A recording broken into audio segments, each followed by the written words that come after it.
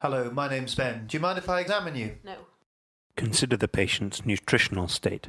You should record their height, weight, waist circumference, and calculate the BMI. Please.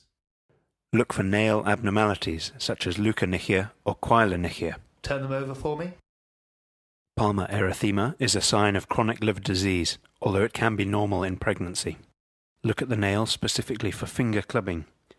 This is occasionally due to gastrointestinal disorders such as liver cirrhosis, inflammatory bowel disease, or malabsorption. Could you place your arms up in front of you and cock your wrists back, please? Asterixis is a coarse, flapping tremor seen in liver failure. It can also be seen in cardiac, respiratory, and renal failure. Look for needle tracks, tattoos, and a paucity of axillary hair. More than 5 spider nevi in the distribution of the superior vena cava is a sign of chronic liver disease, although again, this can be normal in pregnancy.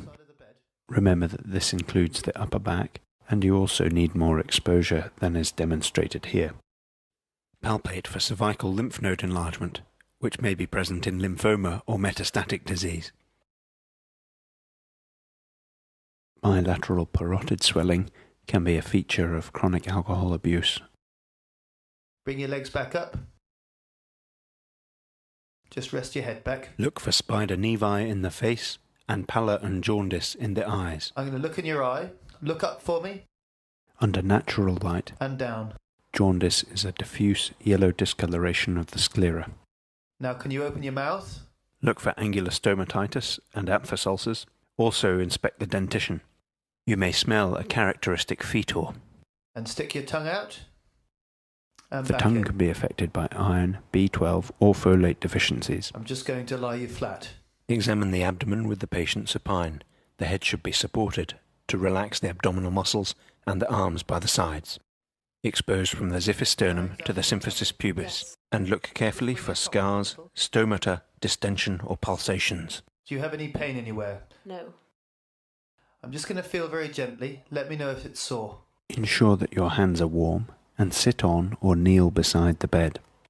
Use your right hand, keeping it flat in contact with the abdominal wall, and avoid using your fingertips. Watch the patient's face for any sign of discomfort throughout the examination. I'm now going to feel deeper. Again, let me know if it's sore.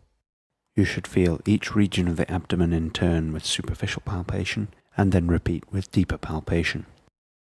If the patient has reported a site of tenderness, begin distant from this and work towards it. In addition to feeling for tenderness and masses, you should assess the muscle tone. Now can you take some deep breaths in and out? Feel for the edge of the liver as it descends during inspiration. Start in the right iliac fossa and work superiorly by 1 centimeter at a time. If the liver is palpable, describe the characteristics of the liver and its edge. Locate the upper border of the liver by percussing down from the 5th intercostal space in the midclavicular line. Measure the distance in centimeters from the upper border of dullness to the liver edge. Feel for the spleen in a similar fashion, Again, can you take some deep breaths in and out? starting near the umbilicus and working up towards the left hypochondrium. If you do not feel the spleen, you should explore the length of the costal margin, as its position is variable. Can you roll onto your right-hand side, please? If you have still not felt the spleen, repeat this examination with the patient in the right lateral position. Take some deep breaths in and out again for me, please. Again, palpate using your right hand, starting at the umbilicus and working towards the left hypochondrium. Place your left hand behind the patient's left lower ribs, gently pulling the ribcage forward. And roll back onto your back. Percuss over the lower ribs and lateral chest wall to confirm or exclude the presence of splenic dullness. To detect lesser degrees of kidney enlargement, place one hand behind the patient's back below the lower ribs and the other anteriorly. You sometimes need to press firmly, but take care, as this may be tender. The kidney is typically ballottable. Can I ask you to sit forward, please? With the patient sitting up, you can palpate the renal angles directly, but again, take care to suspect tenderness. Let me know if it's sore. The renal angle is that between the 12th rib and the lumbar vertebra. Now I'm going to tap your back. Again, let me know if it's sore. If palpation is non-tender, gentle percussion with the closed fist may elicit tenderness. Check for pitting edema over the sacrum by applying pressure for a few seconds and seeing if indentation remains.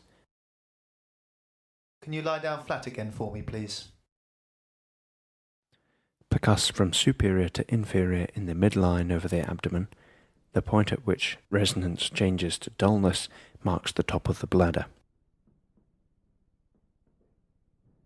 Percuss for ascites by starting in the midline and working laterally toward the flanks. In the presence of ascites, there will be dullness laterally. Can I get you to roll onto your left-hand side? Turn the patient and wait a few seconds. If the note changes from dull to resonant, this is shifting dullness and indicates ascites. And could you roll back for me? And now can you place your hand down the middle of your tummy? A transmitted fluid thrill is another way to demonstrate gross ascites. Here the patient's hand prevents transmission of the impulse through their skin. Next, use the diaphragm of your stethoscope to auscultate for bowel sounds. These gurgling sounds of normal peristalsis are usually present every 5 to 10 seconds, but you need to listen for at least 2 minutes before concluding that they are absent. Listen over the kidneys for the bruit of renal artery stenosis, and over the liver, where a bruit may be caused by hepatitis or hepatoma, and over the umbilicus for an arterial bruit that might suggest an atheromatous or aneurysmal aorta. Warn the patient about testing for a succussion splash. I'm going to give your tummy a shake. An audible splash more than 4 hours after oral intake indicates delayed gastric emptying, due either to gastric outlet obstruction or gastroparesis. Inspect the legs for pyoderma gangrenosum and test for edema at the ankles, which may be due to hypoalbuminemia. Although not shown here, you should also examine the hernial orifices and genitalia and perform a digital rectal examination.